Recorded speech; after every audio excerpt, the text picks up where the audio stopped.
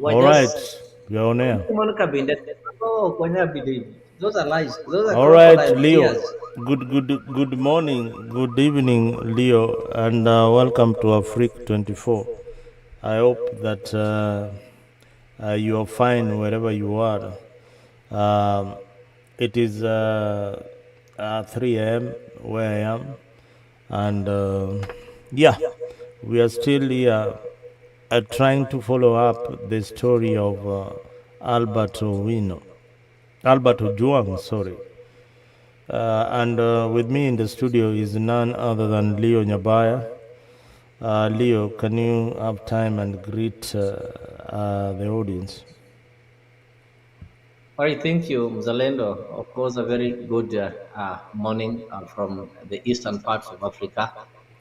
All is well, and I'm glad that you are still following up on the story. So maybe what I can say is that so far so good. We also saw some Kenyans who went on the streets yesterday in pursuit of justice, even though the scenes might have been different, and maybe the main reason for going to the streets might have been diverted to some other issues that maybe political analysts will rather say it was not about the late Ojwang, but there were some hidden agendas behind it. We'll maybe look at that one later. So I'm glad that at least for now there's some progress being made. Yesterday, we were told that there's an officer who was arrested and detained at Capitol Hill, waiting to be arraigned in court. He's going to, with murder. So as we give the relevant authority time to pursue the case and maybe get deep and make us know the people or the person who is responsible for the death and the motive behind it. I think we just need to be patient as the citizens and allow the people who are mandated with the responsibility to do their work so that they don't get an excuse to tell us that you see we disrupted their activities. So far so good. I can say there's at least some progress. So as we are waiting for the person arrested to be arraigned in court, I think this one will be able to unearth some of the questions that Kenyans have been asking, and we'll be able to know maybe who was responsible, who gave the orders, and such kind of things. It has never happened in this country. We always see people calling for justice, and at the end of the day, no arrest or any arrest is normally made. But I'm glad so far somebody has been arrested and is going to be arraigned in court. So whether the person is responsible or a cover up or whatever, that one will know with time. So thank you so much, Zalendo, for this. All right, Leo, and thank you for being part of these discussions this morning. And I'm glad you were able to give us the update of really what happened. Leo is a political analyst for those who don't know him, and he's a regular here on Africa 24. And today it is going to shed more light on what is really happening in our country, Kenya, and what sparked the riots that have been going across Nairobi. And people are outraged. People are condemning the government even on the social platform. Those who cannot go on the streets, they're doing it on every other social platform that that is available. If you go to TikTok, it's the story of Albert. So Albert Ojwang is just becoming another George Floyd of Kenya. So this gentleman, young as he is, died in the hands of the police at Central Police Station in Nairobi under very unclear circumstances that remain highly suspicious. So we don't know what the investigative authorities are going to come up with. But for us, we are going to give you the analysis of what we think. So far, the information that we get from the police after he was arrested, the CCTV footage may have been tampered with, raising other concerns of a possible cover up. The autopsy results revealed head injuries, neck compression, contradicting official reports of suicide. And remember, it's called who? The IG apologized on behalf of the National Police Service that his initial statement was actually wrong. So the protests continue in Nairobi with growing calls of for accountability. President Trudeau has acknowledged police involvement, shifting from earlier denials. What does this mean for police accountability? Will this case lead to real reforms, or will it become yet another unresolved incident? Leo, what's your take on the investigation so far? Do you see meaningful change ahead? I think Mzalendo, so far I can say the investigations things are being done the right way, despite some. I don't know if I can call them challenges, but despite some sabotage and maybe some noise behind the scene, it has always been normal in this country that when such kind of things happen, people shout and take a political direction, thereby making it hard for the relevant authorities to do their investigations independently. Because at the moment something happened and people have got some specific targets, so they force the relevant authorities to divert from the real issues and they do a professional investigation that bring to the book the culprits. Instead, the police officers or maybe the investigative officers also succumb to the public pressure and the court of public opinion, and instead of pursuing the right direction, they now divert and start pursuing the political direction that they've been shown. And the results at the end of the day, these political directions are always wrong. So when these people are taken to court, they are going to be released because of lack of sufficient evidence that connect them with the crimes that have been committed. For example, if you look at the case of Mondwere, immediately the member of parliament died. We saw politicians from Homa Bay taking center stage in trying to guide the criminal investigation the department on who they think is responsible for the killing. And most of these people who are mentioned, you'll find that they are just political opponents. So people are just mentioning them just to settle some political scores. We saw people, senior politicians, being arrested and people taken to the police cells only for them to be dropped. Yesterday, three of them were again released off the hook with the magistrates claiming that the prosecutors did not provide enough or sufficient evidence linking them with the crimes. So at the end of the day, the police would have been given time to do their independent investigation. They would have gone for the right people. I want you to look at what has happened with the Ojwang things. Yes, the person who complained was the DIG. But now, when you see everybody is calling for the arrest of no matter arrest and maybe telling the DIG to resign and such kind of things. So the police or the investigators will also start pursuing that. And at the end of the day, you'll find that legally they will not have anything connecting the DIG directly with the murder of the deceased.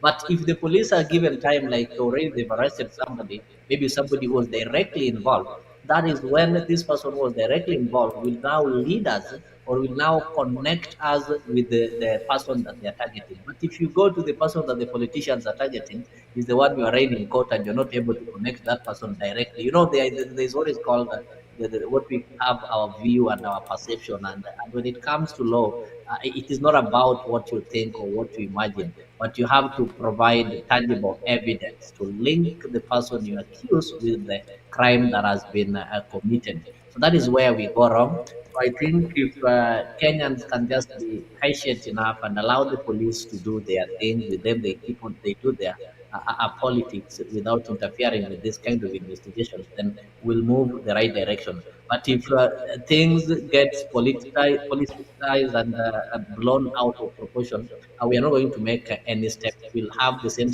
case that we've been having since the death of people like Tom Boyer. People wail, shout, demonstrate, destroy properties. Then at the end of the day, they forget and get back. So they'll keep on referring to the archives that you see this one happened, and keep on filing the cases. So my prayer is that the political noisemakers will have to step aside and allow the security agencies to do their to do their thing. And all these calls of resign, resign, and such kind of things, they're not making sense. If you saw the demonstrations, you already said that there were demonstrations across the platforms yesterday. It is so evident that the demonstrations are now turning something that started as seeking justice for Ojwang is now turning out to a reenaction of the June 25th, and the people who are demonstrating, they are now talking of the streets are calling, and they now want to use it as a pre-planning as they plan for chaos in June 2025 in what they call memory, a memorial for the people who lost their lives in the uncertain scene that we witnessed in last year when the country almost went to the Sudan or the South Sudan or the Somali direction. So these people want now to take advantage of a noble thing, a noble demonstration looking for justice. They now want to take it for their own benefit and now change it or metamorphosize it into something that they've been having in mind. We know there are people even petitioned the parliament that they want June 25th to be commemorated and celebrated. So now they've been looking for something small that they can use to cause some chaos or maybe to wage some rage and maybe incite people so that people can be in that mood that we were in last year. But finally, they got it in Ojwang. So they are clinching on it, which even right now, if the police can do their investigation or if the DIG can resign today, they'll still not be satisfied. They'll still proceed with these activities as they plan for June 25th. But it's good. The government and people who stands for uh, democracy and the patriots in this country have already known their motive, and I think they'll not have an opportunity to use grief and take advantage of the sad situation in Ojwang's family to turn into it into their selfish political interest. Eh? Oh yeah, I think you are right, and it is sad that maybe people are taking advantage of the situation. But again, I want you to leave you. I want you to watch some of the riots, and then we come back and see why there is silence in the community where Albert hails from. Thank you. Mzalendo, before you play the clip of it,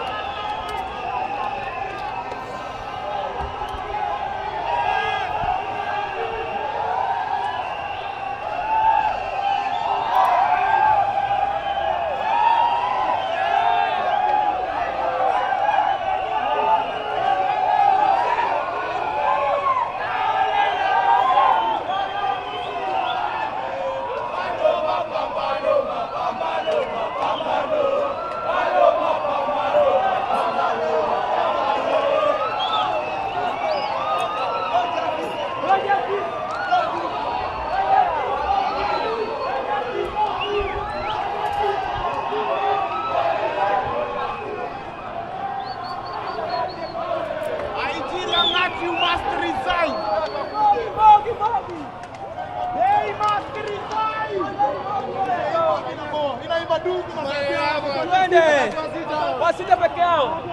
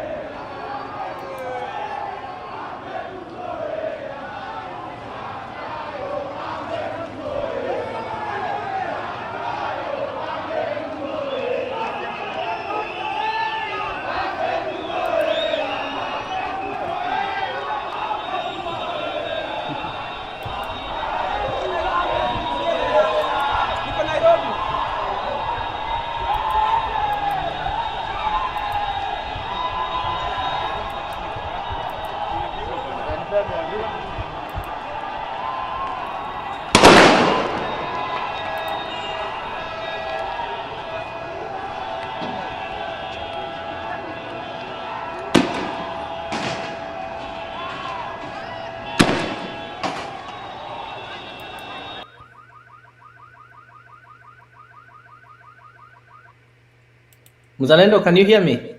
Yeah, I can hear you loud and clear now. I just want to get clear. There is some sentiment that you made before you played the video, and I just want to go and record that. First of all, I want to make you. I know No, maybe you are not aware of this. what is the That the late, just listen. The late of Juang is a Luo. what clarification do you want to make? That is why I want to just listen. The late Ojwang, despite being a Luo, is not a voter in Homa Bay. I think you know that Homa Bay is his home, even his father. These are people who've been living and staying in Kilifi, and that is why they do their politics. And if you're not aware, he is also a friend to the current, the youngest CS Fikirini, and they are not voters in Homa Bay. That is their native land. That is true. I agree with you. But they are not voters in Homa Bay. The people who he voted to represent him in parliament are not from Homa Bay. That is number one. That's just a clarification. And I'll give you a reason why I've started that way. Then, secondly, I also want to go and record that when we elect leaders, and we have to ensure that our people know this. We don't elect leaders to come and cry with us. We don't elect leaders to come and make Facebook, TikTok, and Twitter a post the way we do. We don't elect leaders to come and speak on funerals and on the market and complain about the government. There is a reason why we are having that National Assembly. That is the link between the national government and the people. And because all of us cannot fit in that assembly, that is why we divided the country into 290 constituencies, and each and every constituency is electing one representative to go and represent their interest. We also added them some 47 women to represent them, and also added the senators. So we don't expect that when such kind of thing happens, the same way we make Facebook and Twitter post and go on the street to shout, we don't expect the people we elected to do that. They have a structured house called parliament where they can go and raise those concerns. That is the legal framework, the legal place which allows them to go and raise the concerns and come up with solutions.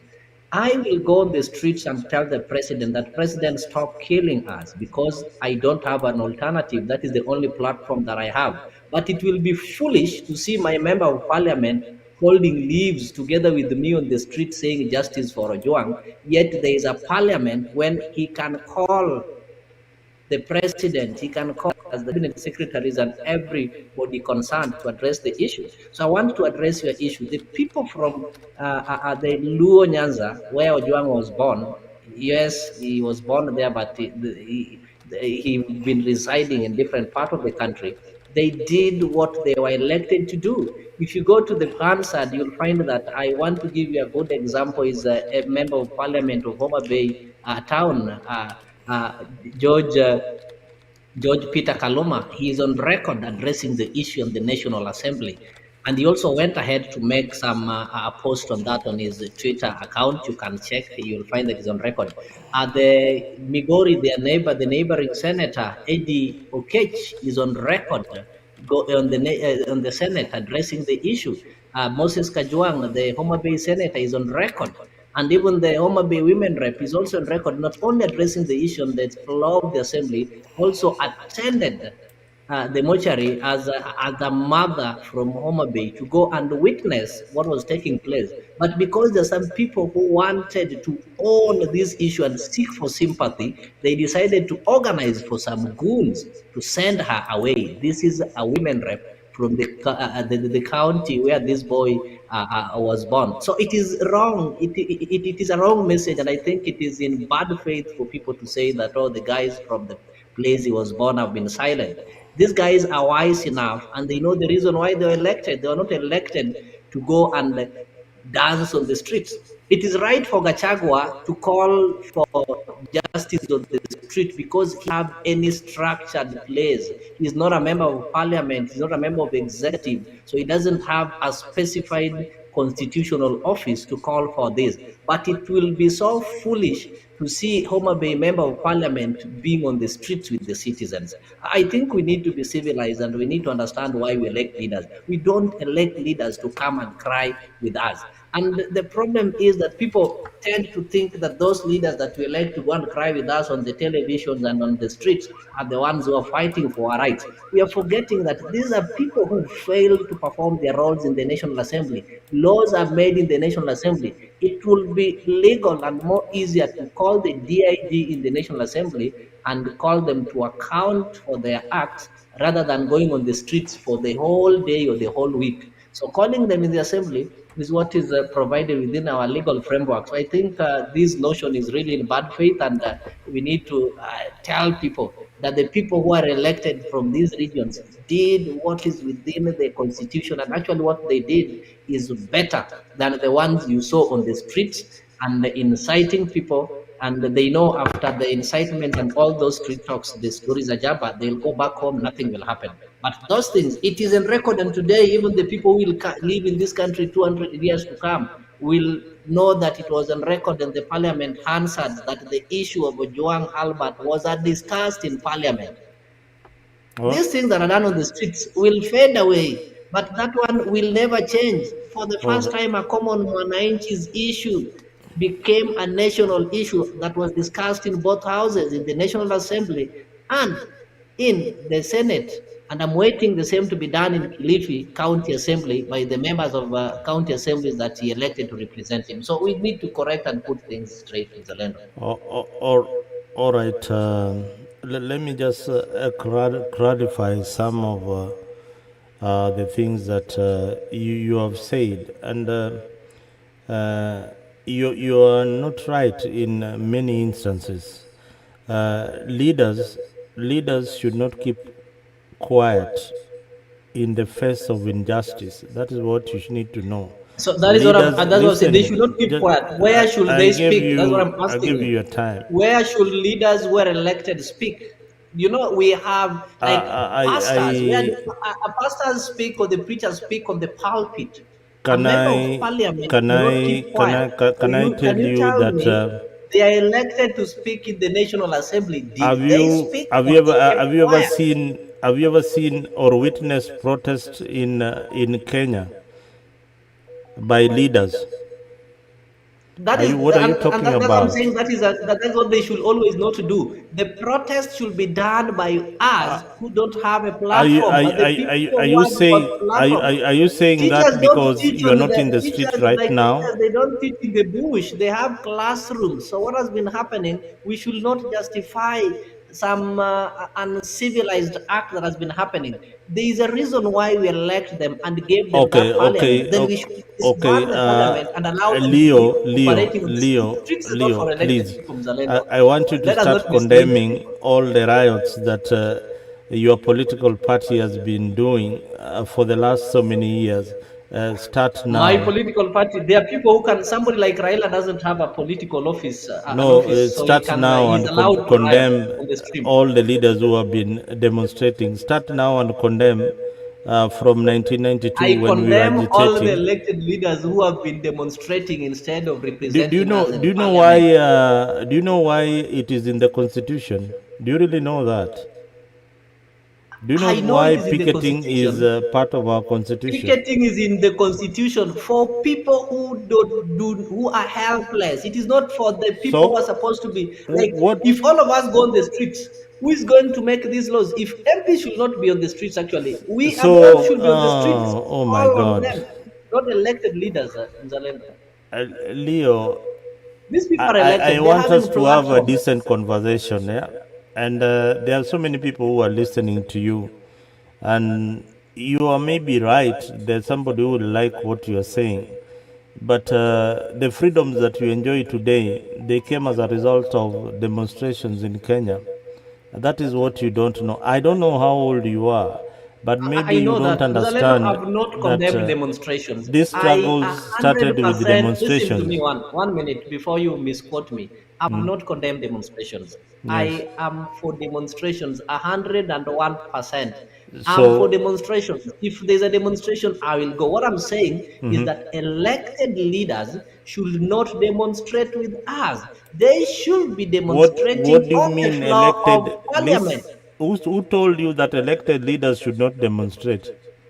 Which part of law are you Demonstrating with reading? us means they've become helpless. They cannot use the parliament. So they now, we are the ones who should demonstrate with them. They have platforms to raise these issues. So if the elected leaders are also crying with us, really, then why did we elect them? Did we elect them to come and cry with us? All right, viewers, this is a rather very interesting conversation with Leo this morning. That he believes that elected leaders should stay in parliament, and and and and debate on issues about extrajudicial killing, and they should not even raise their voice in the social platform to create awareness. This is a new scenario that is, I don't know whether it's been brought by your new finding that demonstrations are not okay, but I don't understand where you are coming from with this thought that leaders should be somewhere in parliament waiting to make laws that I don't know which laws you are talking about. This is just justice, and it is within the law. So when people are pushing for justice in the streets, and leaders are coming out to say, to condemn the actions by the police, that is their responsibility, and that is why we have the media, and that is why we have a parliament and we have a senate to create laws. But picketing, it is part of the constitution. The same leaders have demonstrated before, and the houses were there. And the reason why they were demonstrating is because they could not get justice in those houses. So the law, they go to the people. The people are the custodian of the law. So please try and differentiate what leaders are supposed to do and what the general public, when they are picketing, are supposed to do. It is not offensive or to demonstrate as a leader. It is just showing solidarity. It is showing solidarity with the people. All right? That is what it is all about. It is not what you think. It is not undermining the government. It is showing solidarity. All these leaders, including the president himself, has demonstrated before. And you want to Okay, say Mr. that, oh, Mzalendo, Mr. Leo, you are Mzalendo, wrong in your just demonstrations. a minute. I want to tell you, the moment you see a member of parliament or a senate who is supposed to be going to that senate and debate decisively and convince the senate or the parliament why we need to be secure, is storming out of that senate and now joining you to carry leaves, that one shows that the senate itself has failed as a house because they have the powers. So any leader who deserts the parliament to come and join us who are complaining, why are we on the streets? We are on the streets because they failed. Why were we on the streets last year, June 25th? We were on the streets because the members we elected to go and shut down the finance bill 2024 failed as in parliament.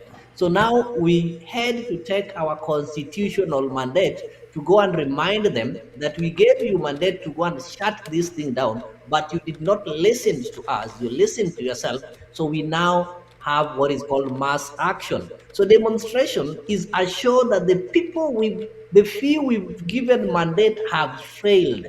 So it is a confirmation of your failure as an MP if you also join your people to complain with them. We should not be complaining, they should not be complaining with us. They're the ones we've elected to go and give us solution. You've elected your MP, for example, to go and pass some legislative there to ensure that school fees or health care is affordable or is availed. But this person have failed to do it in the National Assembly. Then they come and join you and tell you, let us go and demonstrate. Who are you demonstrating to? The government is having three arms: the National Assembly, the executive, and the judiciary. They are part of the National Assembly that makes the policies which are later implemented by the executive. The executive doesn't make these policies. So if the policy makers have failed in making policies, then they now want to join us in complaining about their failure. There is something amiss. Today we have members of parliament who will never even appear there. They only appear there for what is called, they only appear there for the sitting allowances. Then go on with their businesses and and they come and tell us, beat their chest, people like Sudi telling us that hao ni wamejua kutafuta pesa. Not forgetting that we elected them for three main things: legislation, representative, and oversight. So if an MP cannot be able to oversight the spending of the executive, then they come here and start telling us, umejua sijui pesa inaibwa. Like I saw some of them foolishly discussing the finance bill, which they've not even read. One example is this one from Mumias Eastern. So he keeps on complaining. This MP is complaining. Why can't you go and raise these issues in parliament, then come and tell us that you see me, I went to parliament and told them to do this and this and this, and I could not be able to convince majority. So nyinyi munisaidia kuandamana. But they don't raise anything in parliament. You go to Hansard, the only time they raise their hands in Hansard is when to vote yes and no. Then you want to think that things are okay. So the parliament is what has failed this country. These things that are happening now, it's because the parliament has failed us. So we need to stop celebrating those members of parliament who are attending maandamano and cannot be found in parliament to discuss real things. It is really a letdown to their legislative roles. And anyway, I just want to inform you that mandamanos, they don't happen each and every day. Demonstrations are not a daily occurrence, but parliament is something that happens with a parliamentary calendar. So mandamanos are only triggered by when there is something in the society that is wrong, and it doesn't happen every day. So what you are saying could be, it is a point of concern that the members may be not raising. But let me tell you, they don't have the numbers to raise the issues the way the people can raise. And that is why the same members go back to the public to tell them, please be the voice, push this agenda. When the finance bill was being pushed in 2024, down our throats, the members of parliament were there. They argued about it.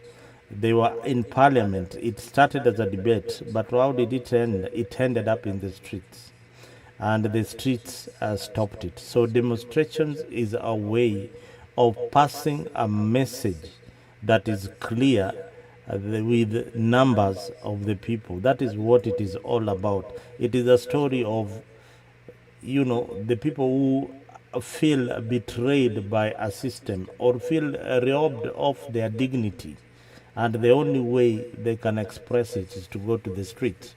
That is what demonstration is all about, and demonstration yields so many good things. This death of Albert could bring police reforms.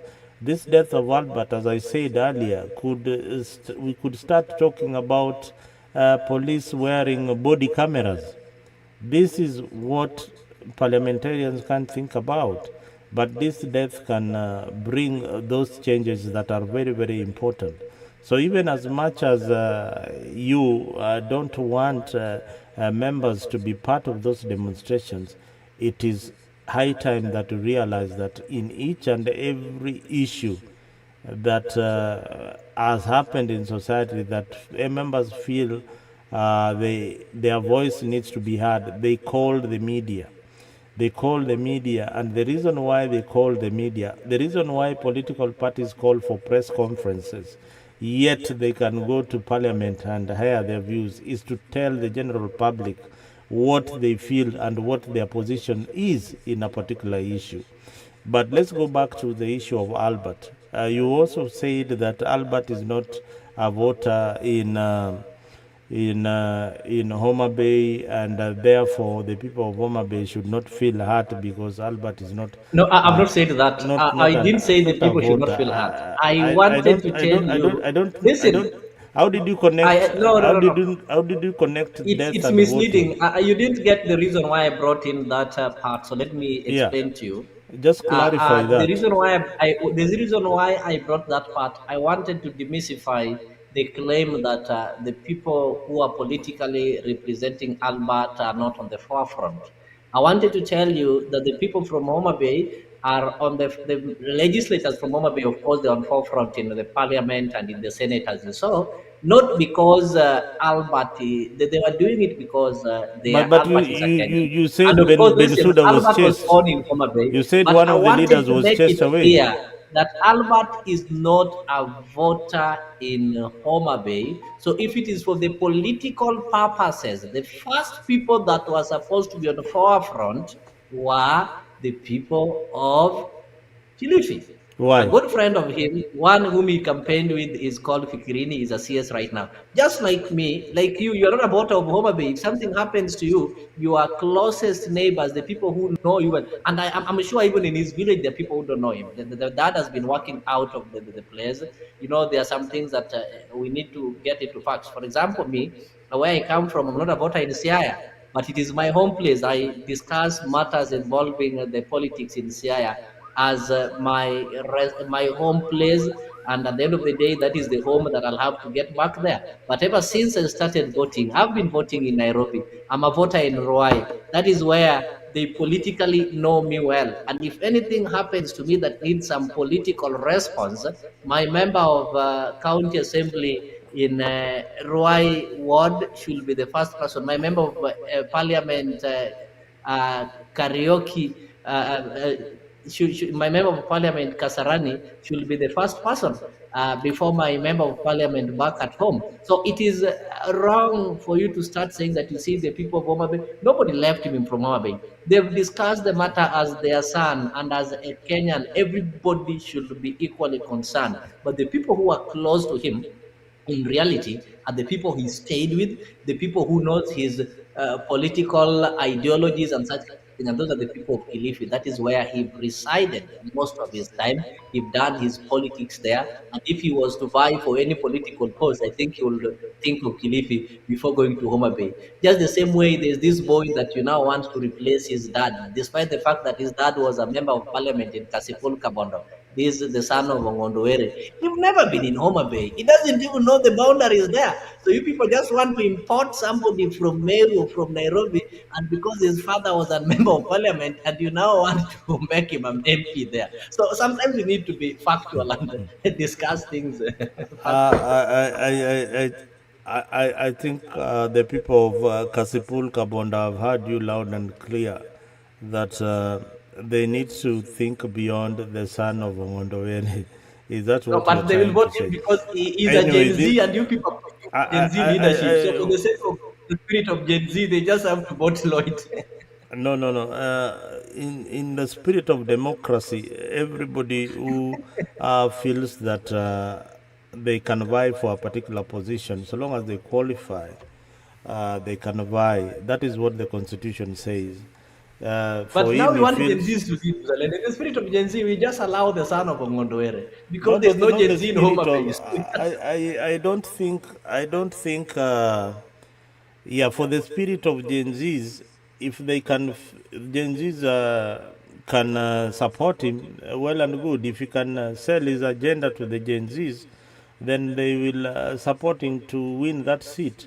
But the most important issue here we are discussing is not that boy who wants to inherit his father's seat.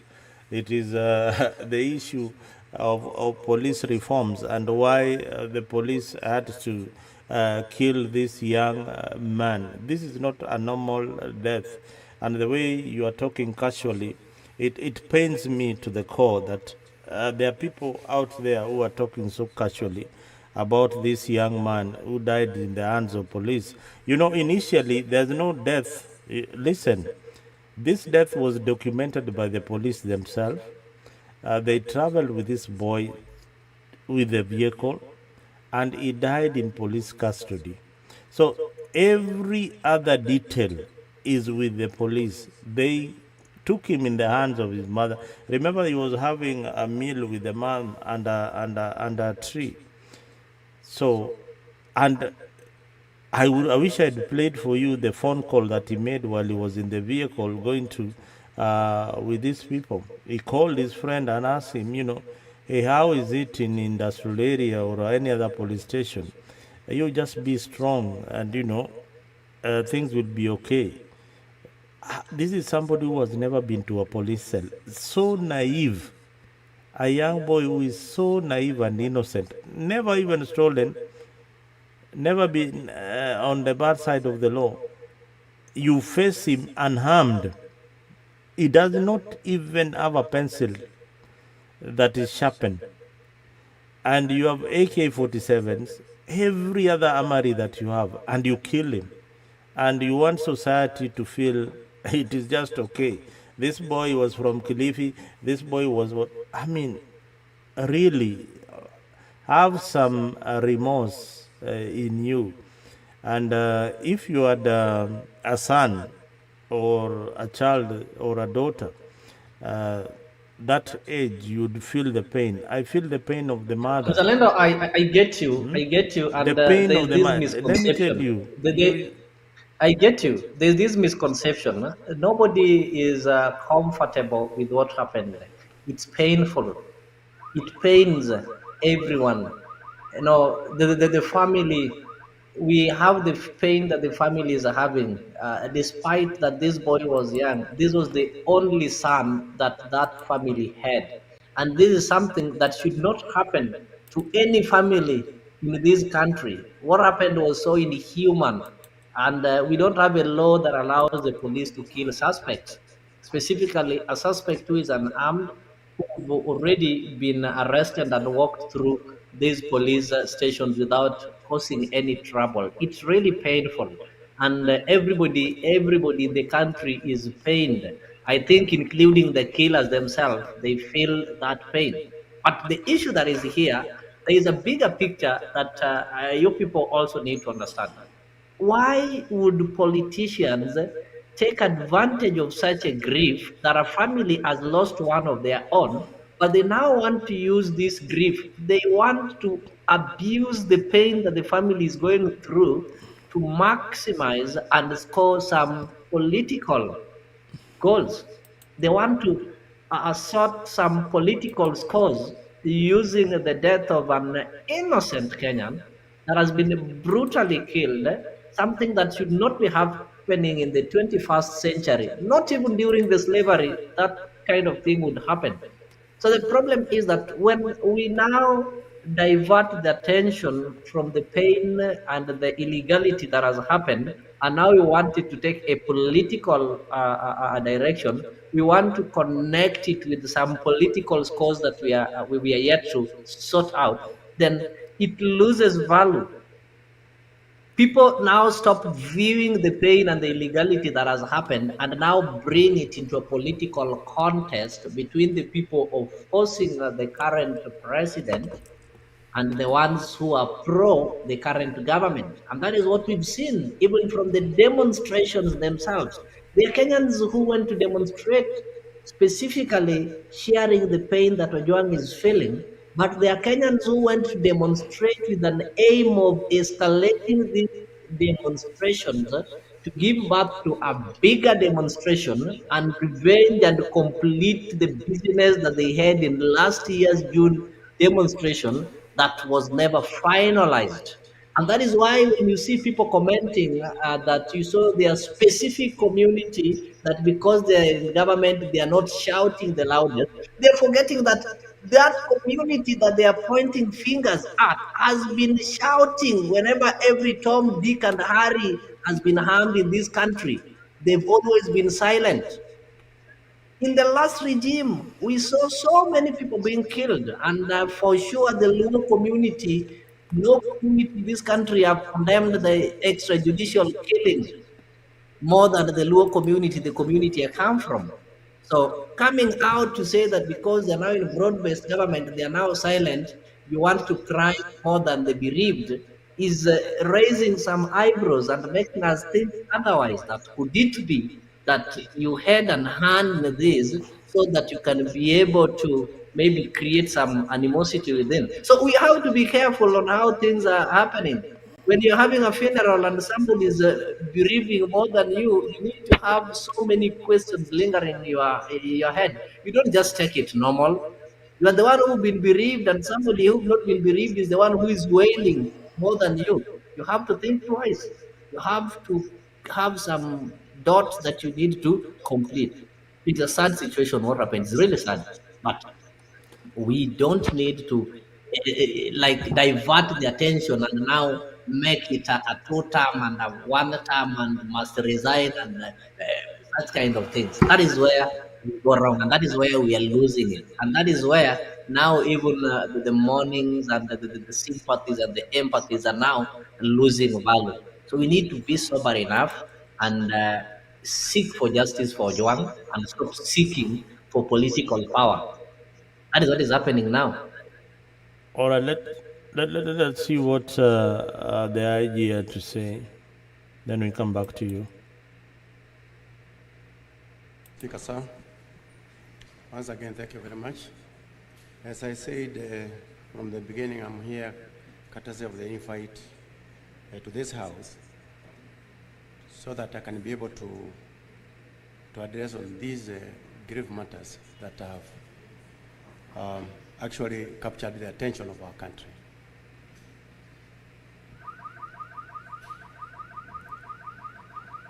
The National Police Service deeply regrets the unfortunate events that resulted in the death of Mr. Albert Ojwang while in police custody.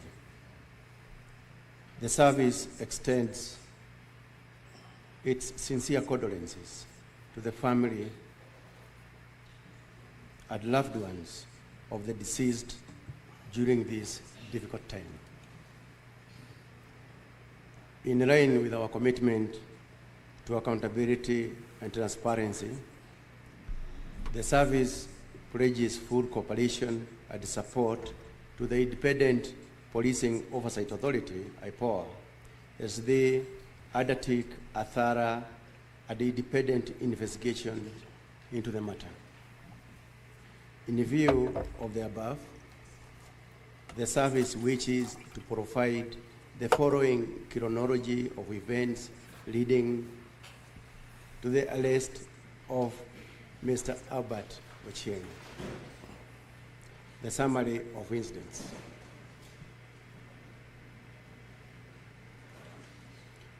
On 4th June 2025, the Director of Criminal Investigations, DCI, received a formal complaint from Mr. Eliud Langat, the Deputy Inspector General in charge of the Kenya Police Service. The complaint alleged that false and malicious information had been published against him in the X, that is formerly Twitter, social media platform. The posts claimed he was involved in corruption within the National Police Service. Specifically, the published information alleged that Mr. Eliud Langat had strategically placed his most trusted officers in charge of Directorate of Criminal Investigations, DCI, in DCI desks, occurrence book, that is the OB, desks and traffic chiefs, in order to control both revenue streams and intelligence flow.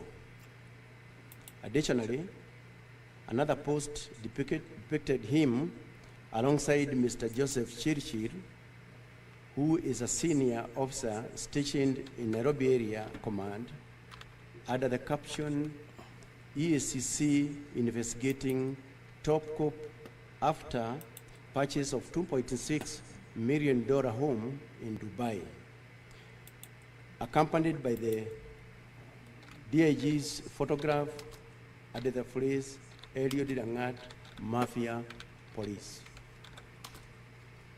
These claims were found to be defamatory and unsubstantiated and of significant public concern, thereby necessitating immediate investigations under the Computer Misuse and Cybercrime Act number 5 of 2018. The Director DCI immediately assigned the case to the Cybercrime Investigation Officers, composed of Corporal Abdurrahman Hussein, Police Constable Dennis Kanyoni, Police Constable Samuel Kamau, and the Police Constable Milton Mwansi. The same day, Mr. Hilary Mutai, Senior Superintendent of Police, who is the officer in charge Serious Crimes Unit, domiciled at the DCI, and the Police Constable Milton Mwansi visited Vigilance House, that is the police headquarters, to record the complainant's statement. To verify the claims, the investigating team wrote a letter to the Ethics and Anti-Corruption Commission, the EACC, to confirm whether Mr. Eliud Langat was under any investigation.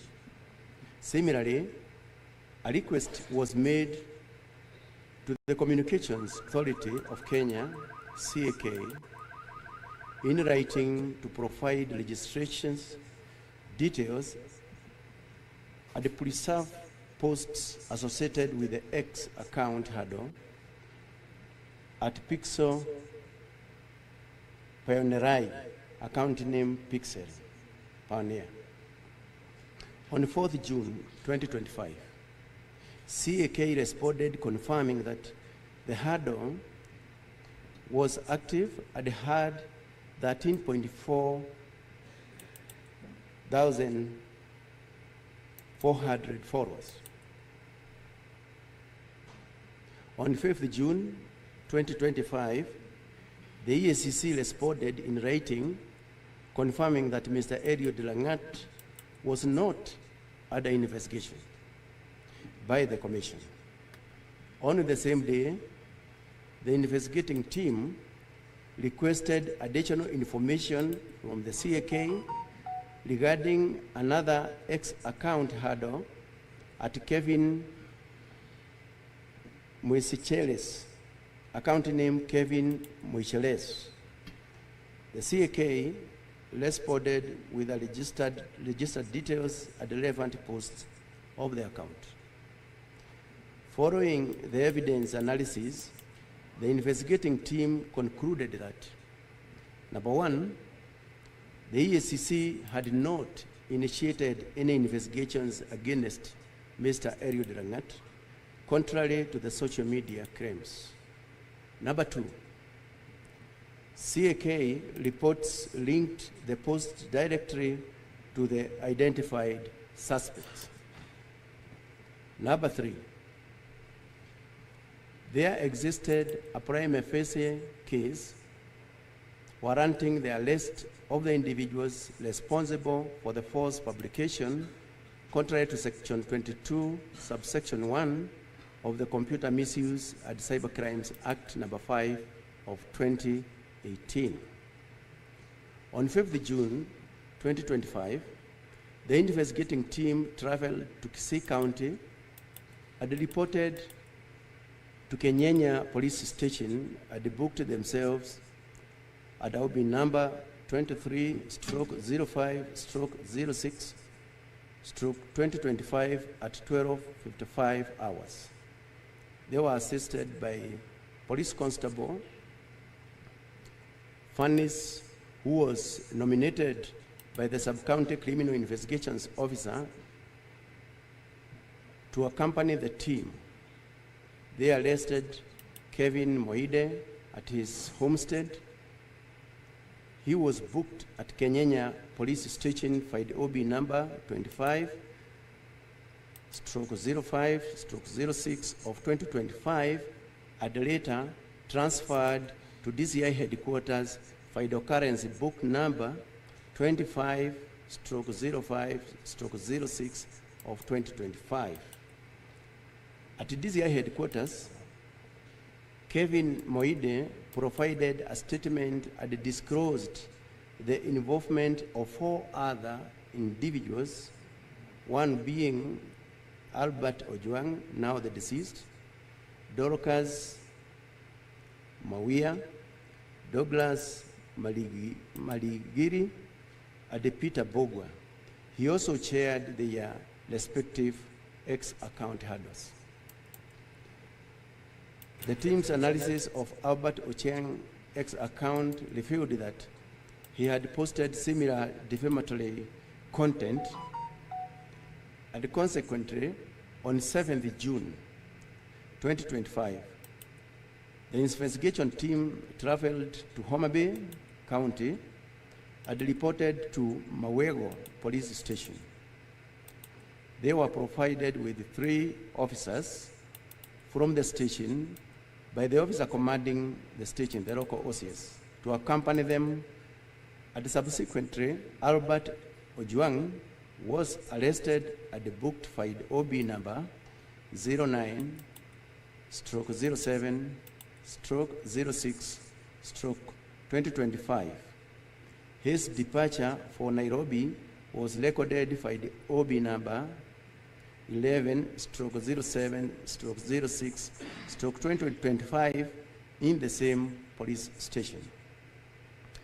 The team made a stop at Narok Town for refreshments, during which the suspect requested water, a bottle of soda, and a biscuit. They arrived at Central Police Station in Nairobi at approximately 21:17 hours. At 21:24 hours, Mr. Albert Ojwang contacted his wife via mobile number 0758 08 1612 to inform her of his safe arrival. Chief Inspector Taram, the officer commanding station, that is Central Police Station, was contacted via mobile number 0722 919 880 and authorized the booking. At PC Mohammed Rashid, Hero Abdullahi booked the suspect into the cells after confirming his normal physical and mental state by the OB number 136 07 6 2025 at 21:35 hours. In the early morning of 8th June 2025, it was reported by the officers manning the report office desk at Central Police Station in Nairobi that they found Mr. Albert Ojwang unconscious at the cells during a routine visit. He was rushed to Bagathi Hostel, booked by the OB number 09 08 06 2025 at 01:39 hours. Unfortunately, he was declared dead upon arrival. In light of the death in custody, the Independent Policing Oversight Authority, IPOA, was notified immediately to conduct a thorough, independent investigation. Additionally, to safeguard the integrity of the process and ensure full accountability, the following actions were undertaken by the Inspector General. Well, One, the interdiction of the officer commanding Liwat. Central Police Station, interdiction of the duty officer on duty in the night of the incident, the interdict. Yes, Leo. I think this guy is the one of the most boring speakers I've ever met. This guy is so boring. Why is he so boring?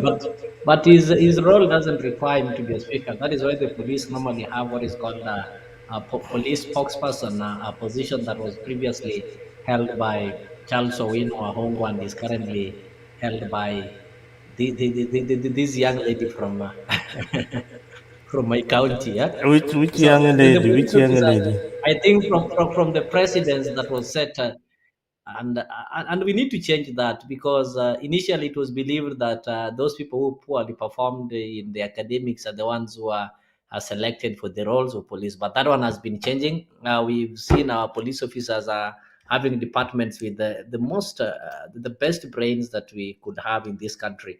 So such kind of mentality should also change, and we should have a 21st century police who is not recruited because of their physique and the body parts that they have, but they are recruited because of the brains that they have. And that is why, police has always been a bad name based on the perception that was created from their selection. But that one is changing.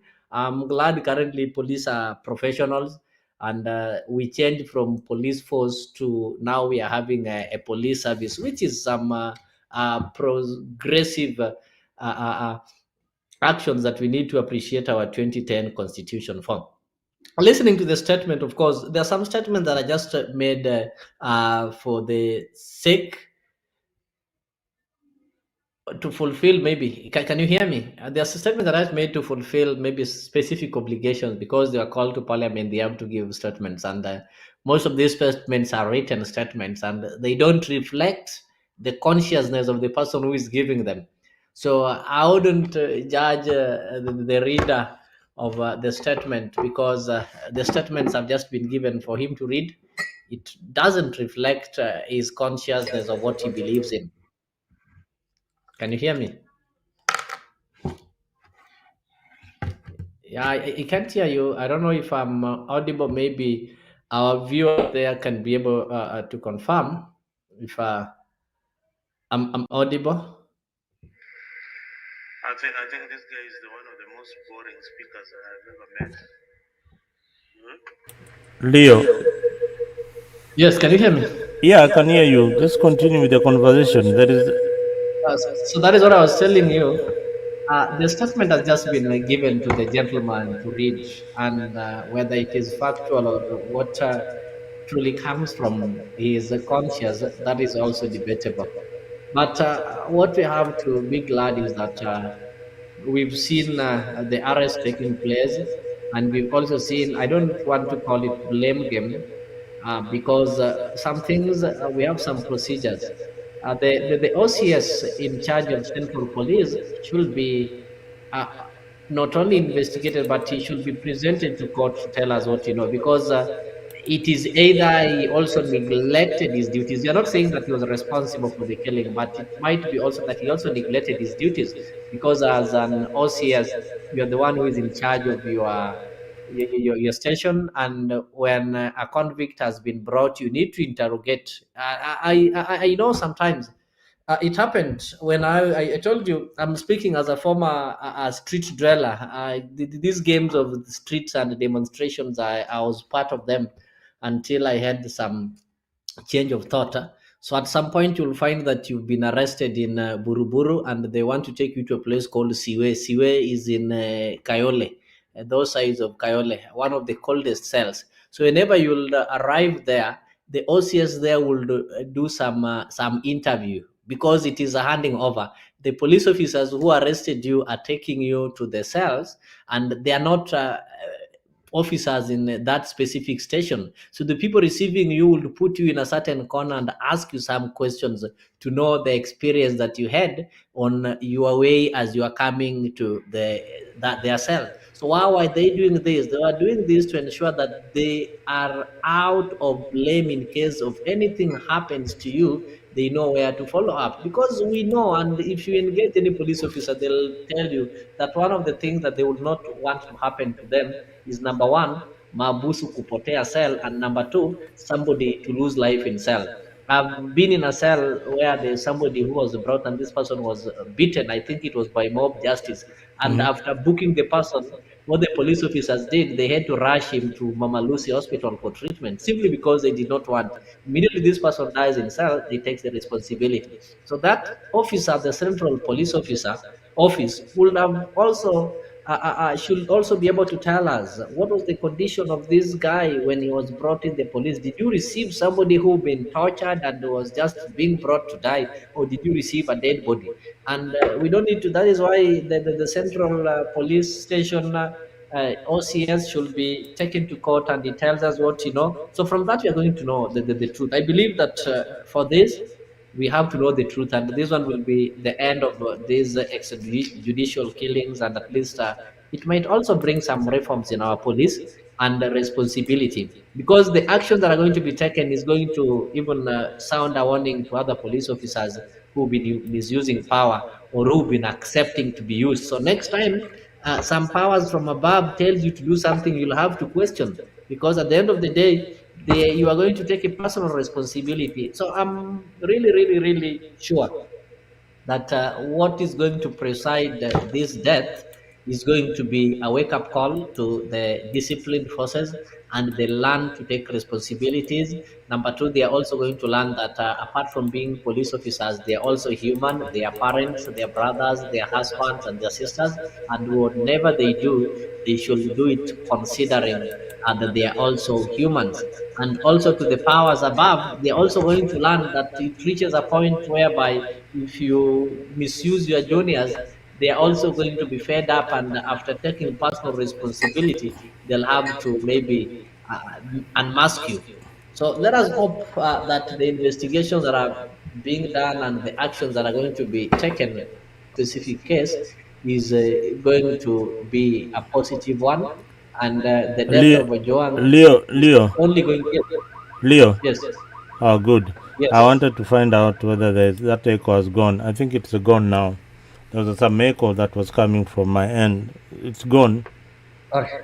So this death is going to be as it's going to like move this country to a different trajectory, and people will not only remember the grief that the family is going through and maybe would have gone through, but they'll also be able to remember the reforms.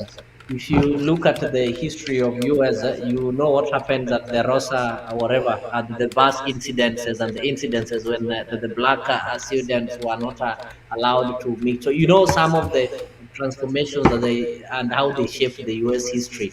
So this is one of such kind of stories that will always be referred to have brought the police reforms. Actually, if maybe they were waiting for an Ojwang to die for the police reforms to take place, this is the right time, and moving forward, it has to take place. Anyway, I like the way you are saying they were waiting for an Ojwang to die so that there could be police reforms.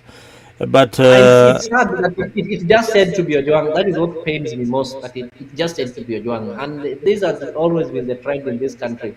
When you look at the reforms, the blood that has been watering these reforms, and the blood that has been watering the quest for freedom and the space that we're enjoying, this blood has always been flowing from or towards one direction in this country. So it's so sad that again it had to be Ojwang. It's so unfortunate. but these young people, even as we wind up that particular topic, I want you to touch a bit later, just to wind up and to close this topic of Juang for today. Um, we maybe this morning there'll be some more updates on the police findings. We want to see some arrests being made, you know, by the police. This is a case where the police are investigating themselves, so we want to see IPOA doing something, and again we want to see the IG taking action on this guy who has been mentioned advancedly called the deputy IG. I don't know why he cannot be arrested and taken to court, even just being summoned by DCI to record some statement. It has not been done. That is what normally happens. DCI would be summoning somebody. If he was not politically correct, Mr. Leo, you and I know very well that he would have been summoned and he would have been at the DCI office. But Zalendo, fortunately, yep. I have maybe it's just an opinion. I'm not a security expert, but based on precedence, if you start by arresting the big fish, what normally happens is their statement that they are going to give will not only be final but will also be intimidating, the small fish from speaking the truth. But I, if you I, want to know the truth, go to the person, that small fish, and ensure they give you everything, so that when you now go to the main culprit, already you have the evidence. So the police, I'm not an expert, but I think the investigative why would you authority. arrest people who are not involved? Why would you arrest people who are not So you are, involved? that is why when you arrest him, you Listen, arrest the person who was listen. directly involved. In this case, there is somebody called a complainant. All right, Yes. there's a complainant. The complainant has to record a statement by at a police station. The complainant has to be investigated if indeed he was the one who was issuing threats to this particular individual. That is normal justice procedure. Whatever you are No, saying listen, is Mr. not Lendo. a Right procedure. now, what we are dealing with is not the complaint. That is a different case We are of a dealing with complaint. we are not What we even are dealing we with are is the dealing with the murder. So you in see the the murder, the person, listen, in murder here, we have to arrest the okay, who is the people first who are suspect? Who is the directly. first suspect? Forget about the suspect. When you go to the scene of crime, I cannot leave the person who shot this person dead and start looking for the person who sent him. You get to that person first. The person was directly, who can be directly linked. Look at the case of, I I wish I don't know was whether I look at the anyway case that of Were. Look at the case of Were. Why are these cases being dropped? Because they started by going for the people they perceived have sent people to kill Were and left the ones who would be directly linked. Yes, the complainant has got a lot of questions to answer. And of course, when the right time comes, I think the case should not be or will not be closed without him responding, because all these things will go direct to him. But before that, I think the officers, that is just my thought. I don't know the procedure. I think the officers are trying to gather all the information from the people who are directly involved in transporting him, killing him. Then from that, these arrows will finally point to him, and they'll now tell him that finally we have gathered all the evidence and everything is pointing to you. So let the law take its course, and they can now go and prosecute him. It is a fact that if I threaten you today and the next day we find you dead, I'm a suspect. But if we know the people who killed you, we'll start by arresting those people and try to connect that killing with the threatener. That is when the case will be tied. I'm not saying that actually the guy is the main suspect in this case, actually. And at the end of the day, you're going to find that all these arrows are going to point at him. And also, there's a procedure. We know there's a procedure of removing somebody from the office. So I think the government is also trying to be, he's also have got his rights. You know that the thing that is destroying this country of ours is this too much rights that even today, Mzalendo, you do something, and because you also have got even the person who killed, found on the scene killing, also have got a right to life. Just imagine. We find you killing another person, and you also have got a right to life and such kind of thing. So that is the problem that we're having. But what I've told you, as maybe we are going to the next issues, I think this case is going to be. I'll relate it to some of the things that happened in the United States in 1955, the Rosa Parks. I think you know the story of the Rosa Parks. This lady who refused to was such.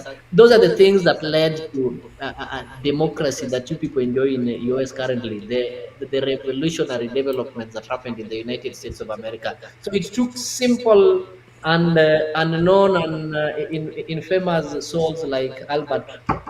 Nobody knew that the case of Albert will attract not only the national coverage but international attention that it has happened. I think the people who arrested him did not even know that even the area chief will be aware. They thought it will just be simple disappearances that have now been happening in this country now for let independence. me It has turned out for to the be a sake bigger thing, yeah? for the sake of our viewers, because I can see you can mislead them so much in what you are saying.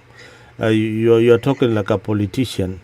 For the sake of our viewers, this is the procedure of arrest in Kenya according to the Constitution of Kenya, not according to what Leo is saying here. The criminal procedure code. There is a criminal procedure code in Kenya, and the procedure is simple, very very simple. A warrant of arrest is issued by a court of law. Then the person, the person who is committing an offense or has committed an offense, maybe like this other guy, he was charged of cyber crime or something like that, or assault, umepiga mtu, umeibia mtu, the police wanakuja kwenyu, they identify themselves. Mimi ni Leo, I am from Central Police, I have come to arrest you, and this is the reason why I'm arresting you. You as a civilian, you should ask for one thing: show me the warrant of arrest. That warrant of arrest should be presented to you if it is there, but that is not what these officers follow, because that is what the court will be looking at when they go to when this case goes before a magistrate or a judge. Then they will also look at the Constitution. Did they use force to arrest this particular individual? Was he tortured in any way? Like the case of Albert. Then that is where he's supposed to be taken when he's arrested. He's supposed to be taken to a cell. Before you are admitted in any particular cell, what is the procedure? The procedure is to check whether you have got any injuries, whether you need medical attention. Hapo kesi imeishia hapo. Did he need medical attention? The answer is yes, because the officer there, according Zalendo, to just to save time and maybe it seems you're fumbling on the procedure, and that is why I started by telling you the OCS Central Police Station has got a questions to answer, because part of the procedure, there is a procedure of receiving a convict who you did not arrest. This is somebody who was arrested elsewhere and is being transferred to you. There is a transfer procedure. So you need to go and answer questions based on transfer. So from that is when we'll be able to know the police or the police station that was exactly responsible for this. How did he receive this person while already been tortured and such kind of things? So we talked of that. And if you listen keenly to not, the statement that was read, most of this procedure, of course, I'm not saying that you are wrong. The criminal procedure, there's a complaint which was already lodged. After that, there's investigation and part of it. If you talk of current, do you know that warrant of according to the arrest law was you are only supposed to be taken to the people. nearest police station? Do you know And that? that one happened. I know that, you people are not. This person was arrested, and the first thing, he was taken to the nearest police station where he was booked. He was booked at Mawego. So the problem is that we are too lazy to follow up of what happened. What they did, and even if you listen to, just listen to me. What they did doesn't have any illegality. The only legality is that the murder. That is the worst thing that they did. But the process of arresting, they followed the So procedure. They so went and arrested peacefully, went and booked the person at Mawego police station, which is true. They're transferring somebody from a station to another one. All this, if you followed, he was arrested. Where was he what booked? He was not arrested and transported to Nairobi. He was what arrested what was and his crime? taken to Okay, sorry. What was his crime?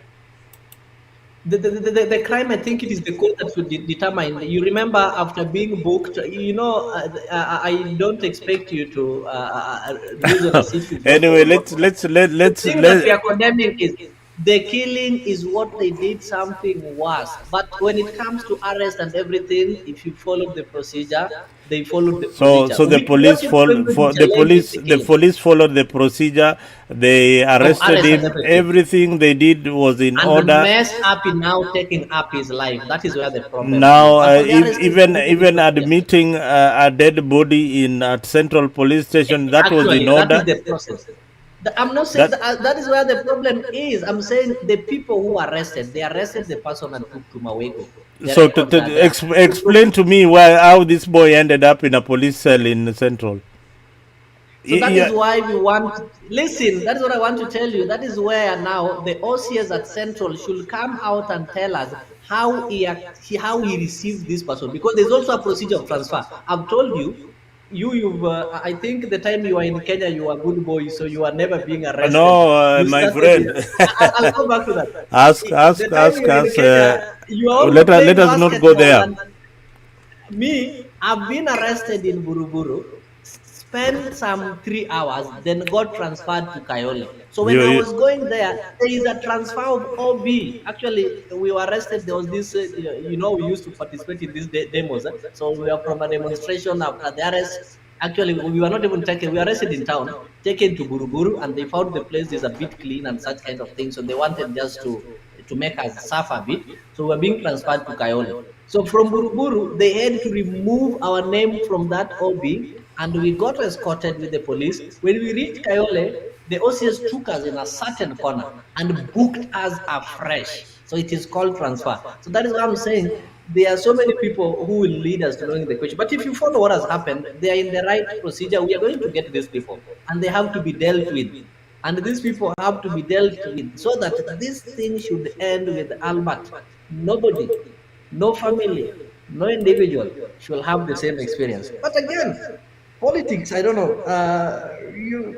This thing must end. I don't know why they just had to go for Albert at the time when we are going to get the budget being presented in Parliament. I told you the so first is question, it why was it connected? with Is it Albert? now? Is it? Let us speculate. Is it could be connected to the budget?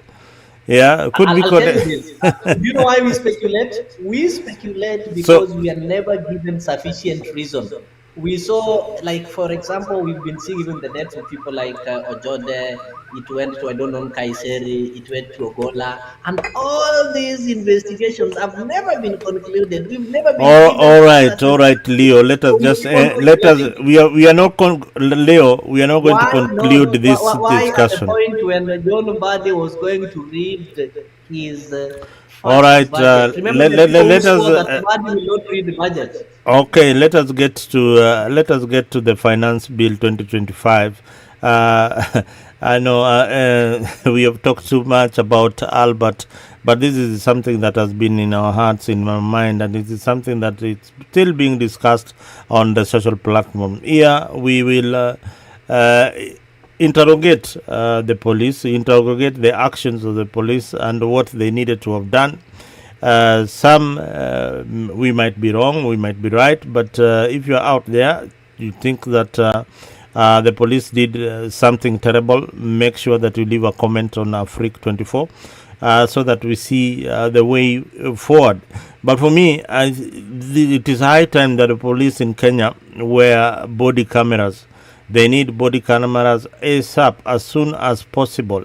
Any officer that is coming to arrest you must have his camera on, so that when you're presented to court, that is the evidence that the judge will use. That is the evidence that the judge will use. So when the cameras are on, they will escort you with their cameras on until they book you in a cell. That is the end of that. Then they present you to court with a charge sheet of what the crime that you've done. In this, we'll be stopping a lot of corruption, we'll be stopping a lot of unnecessary deaths, and this trigger happy policemen will get them off the service as soon as possible. Now, Leo, let us jump into just a bit of Okay, the I get finance bill. you. I get you, Mzalendo. Maybe as I pass to the finance bill, I'm glad that you've also talked about maybe the police having the body cameras, and this one brings us to the finance bill.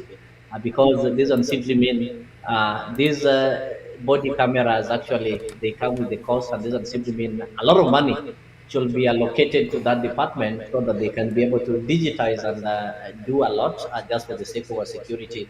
And I'm glad that the politicians and those people who are against government, like you, will not be making noise when you see that allocation there. Is allow me to pass through. My I'm the friend, one do speaking. you, I'm the I one have speaking. told you a million times that you are on the other side.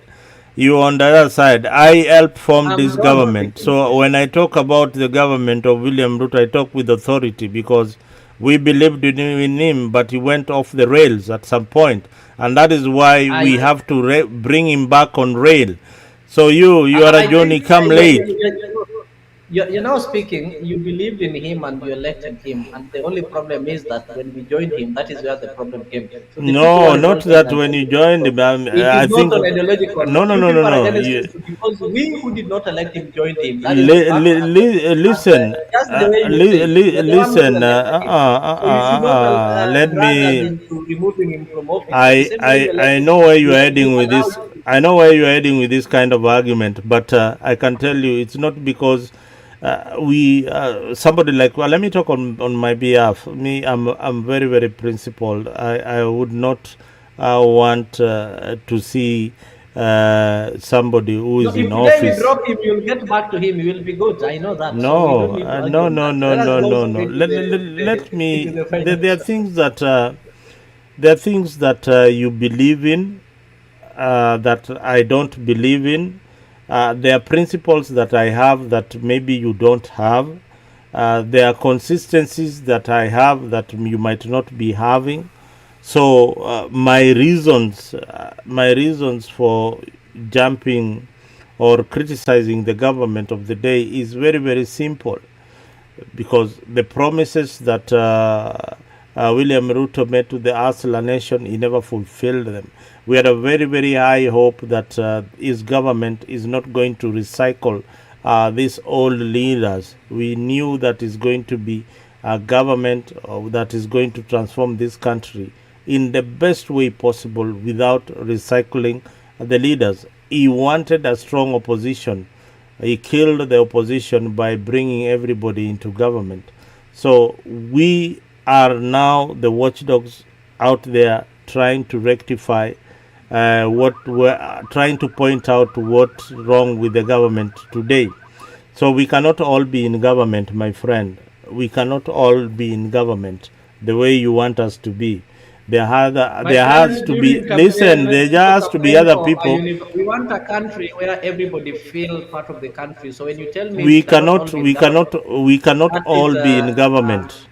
We cannot the all government own belongs those to us. positions. Why are you saying we cannot all be in government and the government belongs to us? That mentality No, should end. we can't all be in If the government. We government cannot all is be in good, government. There has to be listen, the people we who want a are. government that will we want a The government that will government of Kenya satisfy is not every run by constitution. Kenyans.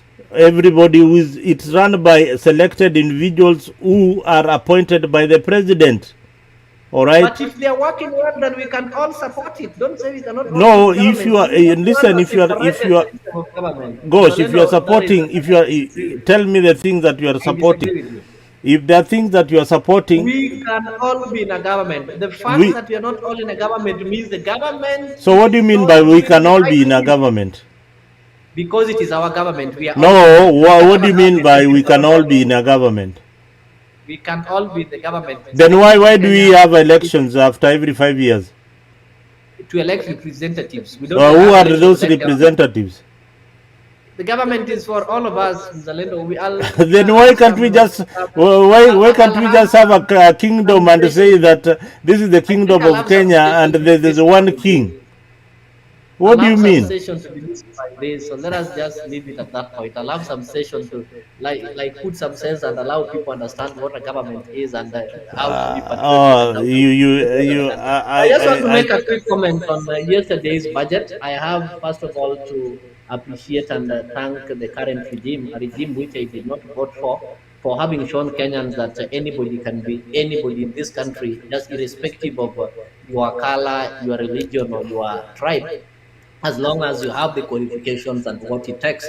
And for the first time in the history of Kenya, despite the Kavirondo fighting hard for the independence, being the founding members of KANU, we remember Tom Mboya, Jaramogi, among other members of Kavirondo who fought for the independence of this country when we had and participated in the independence elections in 1963.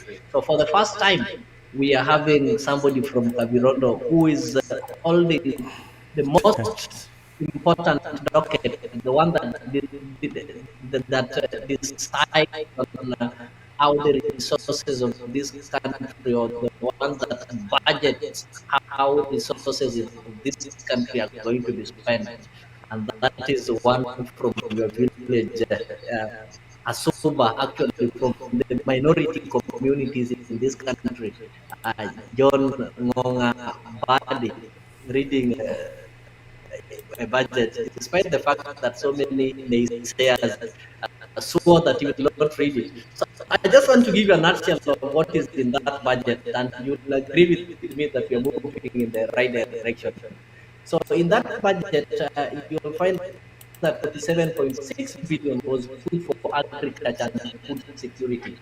What does this mean? It shows how the current regime understands that a country that is hungry will always they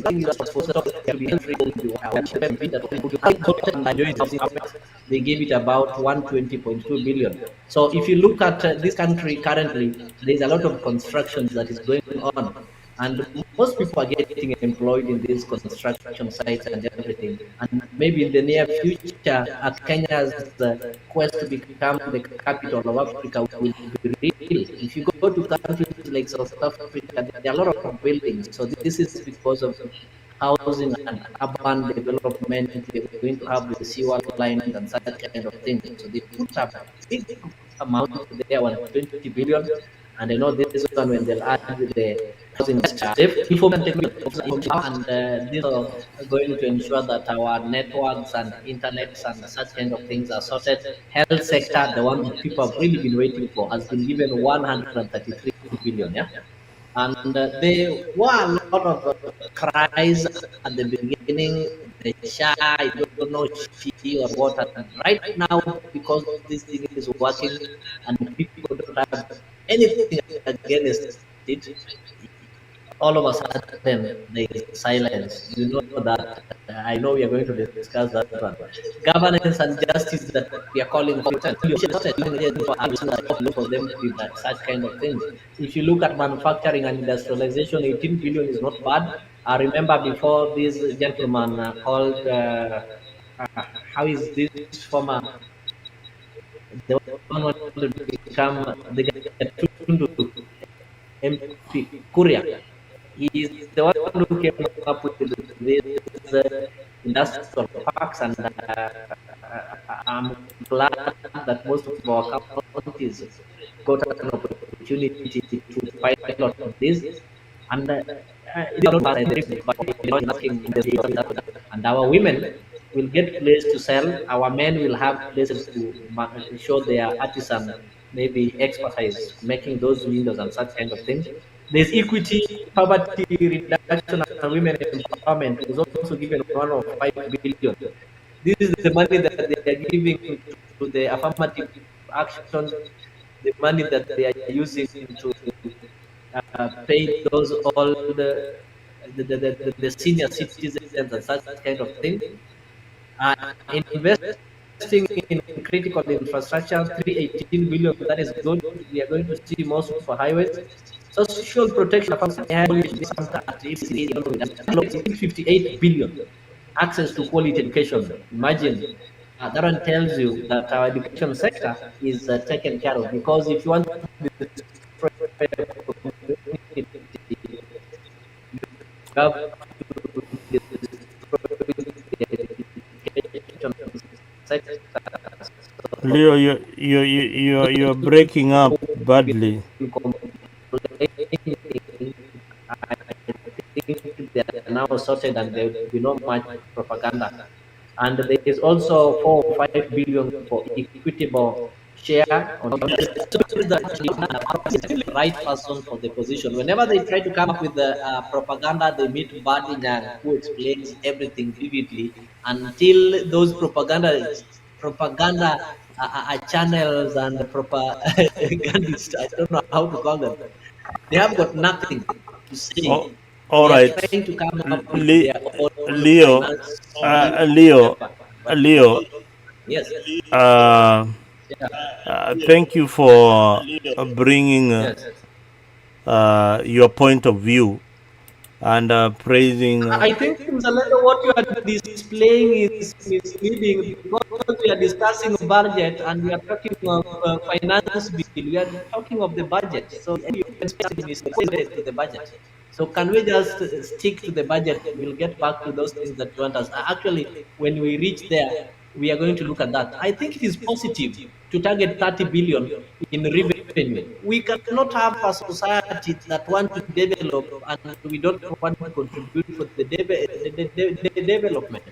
So Let let us me look at the let budget let, and let me avoid.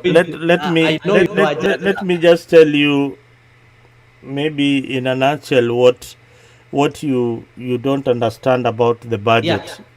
Uh, the budget has tried to bring to ensure that no tax is passed to the consumer, especially on the consumer goods like bread and all that. We don't have more yes. taxes, so the bread will still remain the same price. Now, the controversial Is it part, something positive those are the or positives about maybe this particular tax, and to increase the revenue allocation to the county governments yeah? to a tune of over 450 billion. Now, my only problem with that is the checks and balances at the county level. The current county governments are being run by majority incompetent leaders who cannot manage those funds properly, and the people are not getting benefits. One thing I wanted the minister to do is to target a budget that is targeted to specific areas in the county government, and then even if they are being given the money, they can do whatever they want to do. If it is targeted for ICU beds, then they ensure that ICU beds are in all the hospitals in the country, Zalendo, especially. I Let me get just you. finish. I don't. Just a concern. Hmm? No, I want to build on your point. I'm not opposing you. No, I know you think I'm going to oppose you. I just want to build on your point so that you you clarify it well. You really said a good thing that they target like if it is ICU beds, and there is a challenge here that we need to acknowledge that as the of the mini cabinet is tied because at the county levels they have the county assemblies who will now again come and budget and come up with their priorities. So I think the counties that perform well are the counties that elected better leaders at the county assembly level who can engage this budget identify the most critical priorities. We have counties that you'll find are budgeted for some have ICUs.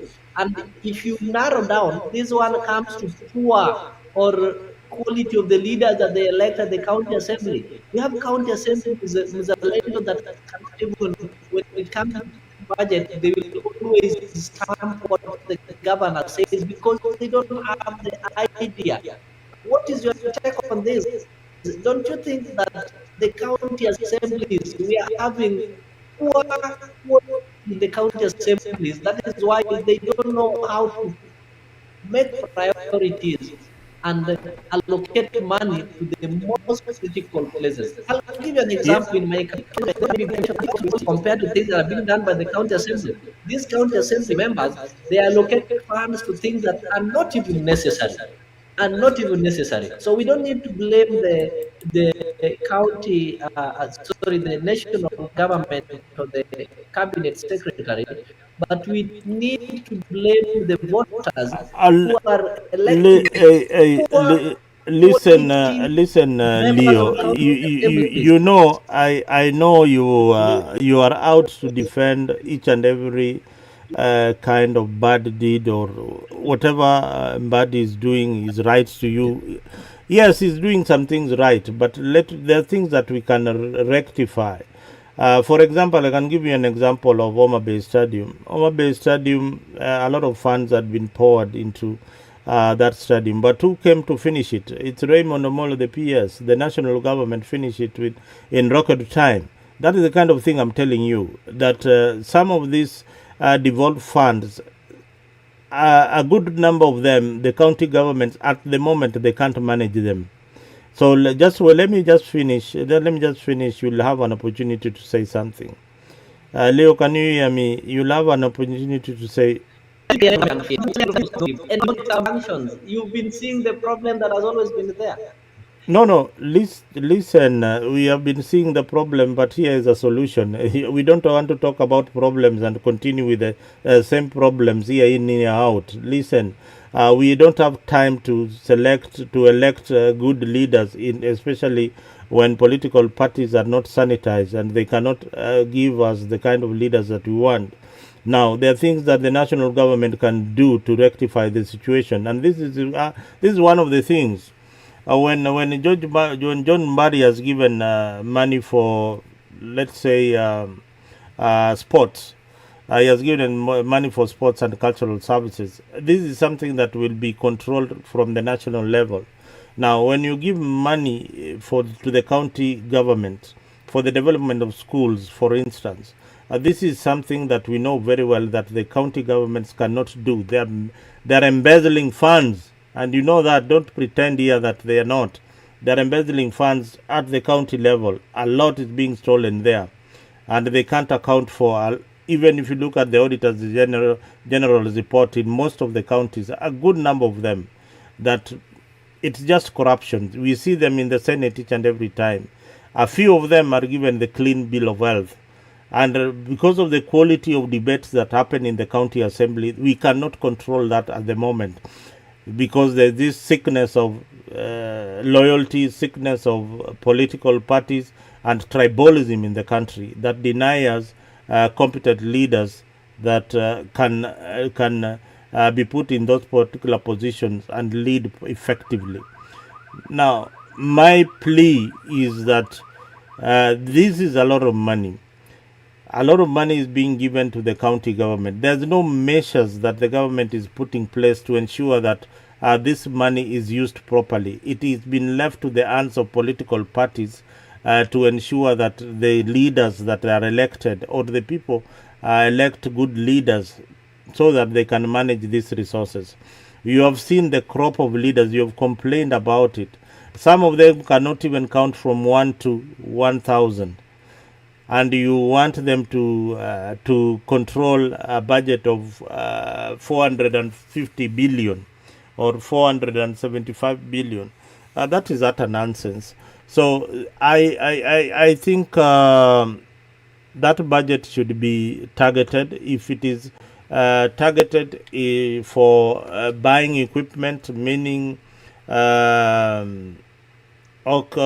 medical beds, improvement of schools infrastructure, those kind of things, that will help a lot in the running of the counties. Then the rest, they can be given. So until this money is targeted properly, then it will all go to waste. People will be buying property and buy property in Dubai, buying hotels in Morocco and Dubai. That is what they will be doing. So for me, I feel it is a good idea to ensure that counties get enough funds, but at the same time, we need to put checks and balances in how our money is being spent at the counties. At the moment, John Mbadi, I don't think he showed us that is going to ensure that this money is used properly. Now, there are things like revenue target collection by KRA that has increased to about 30 billion. That is a good thing. So the 30 billion is something that opens the collection by government. So all of us, all the traders are now open to KRA scrutiny. So hakuna kutoroka. You will be able to use KRA needs money. They will go for everybody who is doing business. No new taxes. Okay, that is good. The worst part of it is KRA will now be able to access financial data. I don't know what they want to do with that financial data. Financial data means that we, people in the diaspora, we remit about 4 trillion annually to the Kenyan government. Hey, Zalendo, maybe you calm yourself a bit. It is not worst. You know what happens? What that would mean? We have people who trade in billions and millions, but what they remit as taxes doesn't reflect what they get. Like Yeah, you yeah, have yeah. some crude businessmen and women.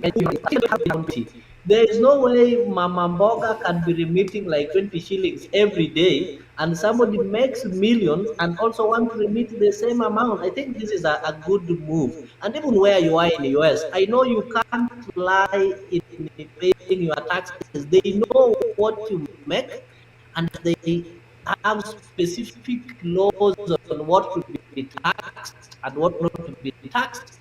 And you cannot make a million and go and say that you're going to be taxed less than that. I think Now, that one is going to bring some transparency, which has Leo, always been. now, I don't even know where I was, but umenikata kama kawaida. You don't want me to pass my point across. We are not in a debate. We are educating Kenyans on how how this finance bill is going to affect them. Now, KRA will now access your financial data.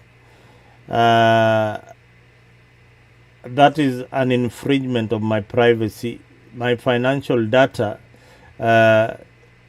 they need just to come up with laws that will be able to guide this. This is going to be very, very controversial.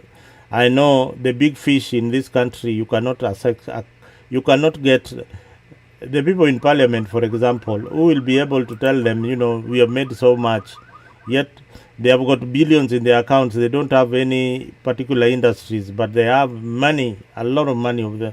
You've seen in the interviews how much they earn. Now, digital asset tax reduction. Digital asset tax reduction. Now, there is a bill that was being introduced in Parliament called the 2025 digital bill, data bill or something like that. That the government wants each and every year to look at who you've been communicating with and things like that. Those are things that just infringe on our privacy. The government has got no business looking into my private life and the people I communicate with. Now, did you see the controversial issues in the finance bill? Is the KRA granted access to your financial data? That is something that that I feel is not right.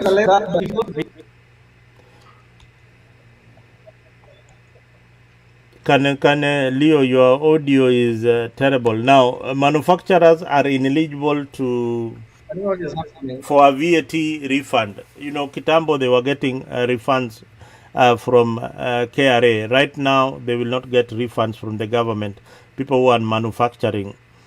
Loss of tax rebate for affordable housing. It was there initially, now it is not there. So those are some of the things, some of the areas that need to be looked into. All right. But anyway, by and large, Leo, I think Mbadi has tried to do a good job on the finance. We wait for what these other financial experts will say about the finance bill. But I believe that there are many stories that are going to come up in the finance bill 2025. So let us wait and see that budget pass. If it pass the House and the Senate, well and good. But so far, people have been raising red flags on this particular budget that Mbadi has presented. Maybe Albert Ojwang's case will overshadow the finance budget. Who knows? So let us wait and see. Otherwise, Leo, your last parting shot. I think we have lost Leo. We have lost Leo at this particular point. But I wanted you to take you through what the Mbadi financial budget 2025. So it's a good thing. We wait to see what will happen in the finance budget 2025. So Mr. Leo, if you come back, well and good, but naona ni kama tumekupoteza. Let me just close this window. Now Leo was on another line. I think pengine simu imeleta shida. We've been here for a very long time, so the issues of data and all that can bring a lot of problems. But later in the evening, guys, we'll be talking about the finance bill 2025, the budget 2025, and see the gains that we have made as a country. And we will also be looking at the changes. Now, no new taxes. Instead, the government aims to raise 30 billion through compliance reforms. KRA will gain access to financial records, sparking that will again spark privacy concerns. Now, zero rated on goods moved to tax exempt. Zero rated goods. Okay. Now, those are now tax exempt, meaning businesses will thrive there. Loss of VAT refunds, I don't know, but digital asset tax cut to 1.5% or something like that. I saw that. Is it 1.5% benefiting cryptocurrency traders? So those are people who do these stories of Bitcoin and all that. Now, the digital assets, their tax has been cut to 1.5%. So I think it is to encourage more people to get into that particular venture. Now, bread, milk, and unga remain untaxed. Mkate na maziwa remain untaxed despite the misinformation online. Mkate haitaongezeka bei, so we tell you here on Africa, not that we criticize the government, but we tell you the positive things that are also in the budget. That's why we want you to make this place your home, where you can listen to both sides of the story. Now, no tax hikes on major things, no tax hikes. That will be a relief to many hustlers. Digital traders will save money with the lower taxes. Pay reforms make salary deductions. Salary deductions are now more clearer on this budget. The basic foods remain untaxed, keeping household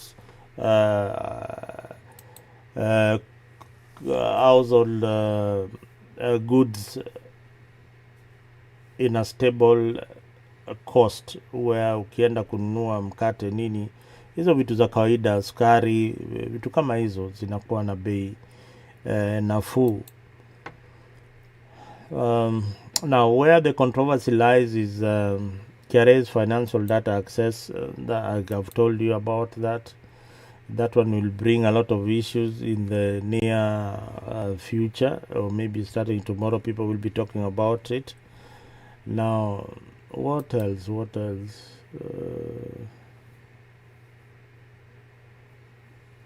Okay, affordable housing, tax rebates removed.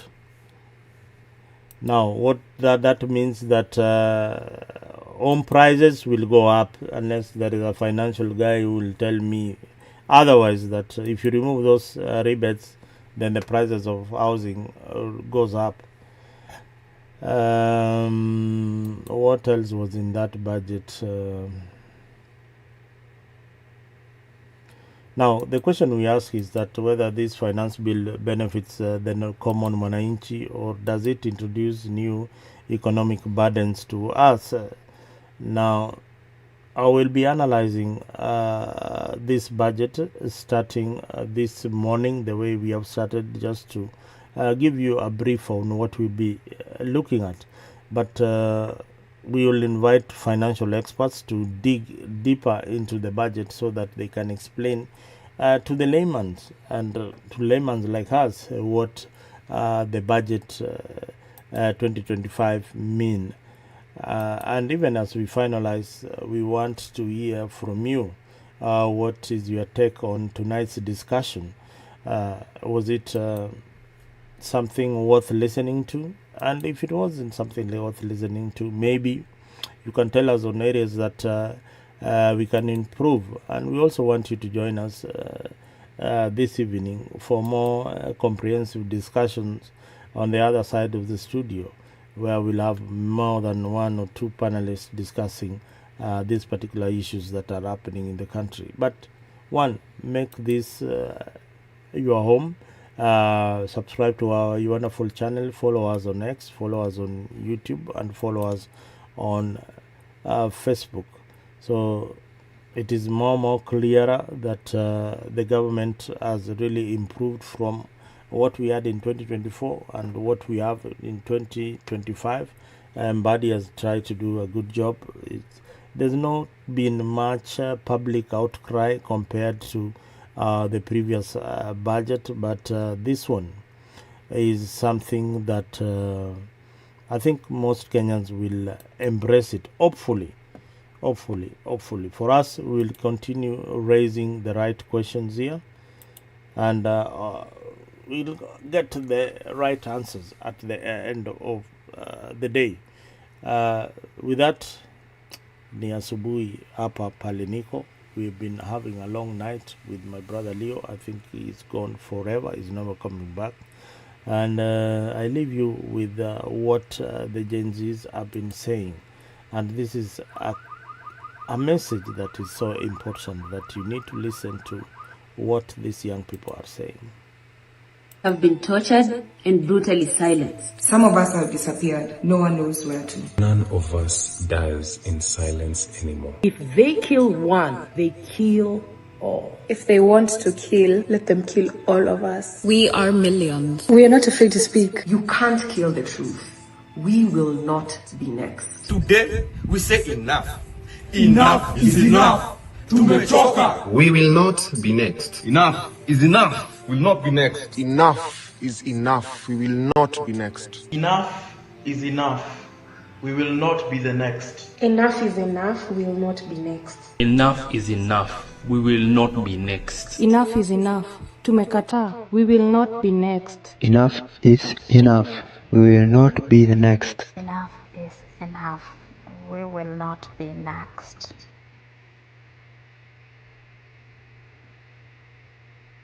Wow. Yes, enough is enough. There will not be the next. It's indeed yet another sad story.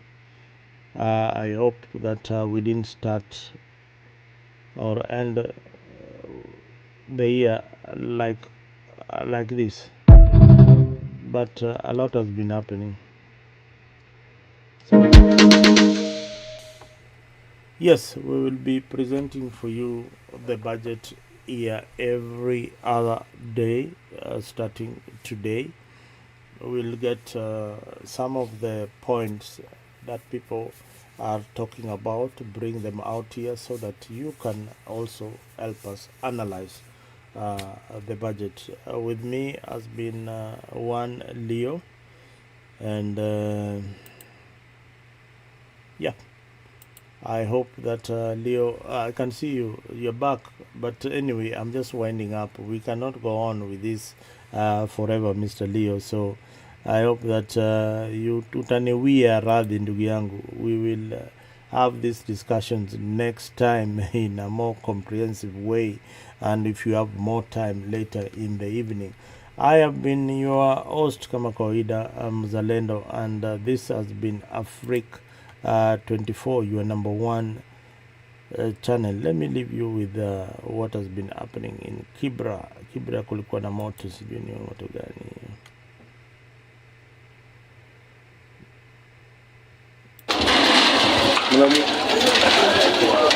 Jumla lao?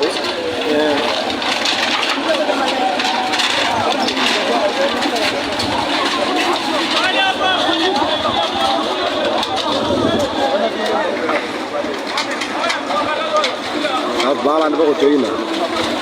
Ndo kuina baita bangi sana.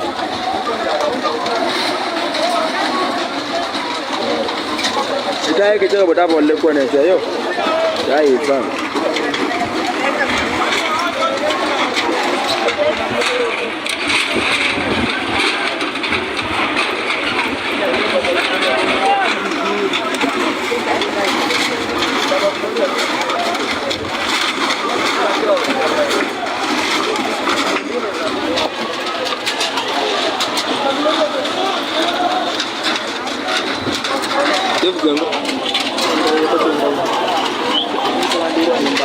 Mbaya tu.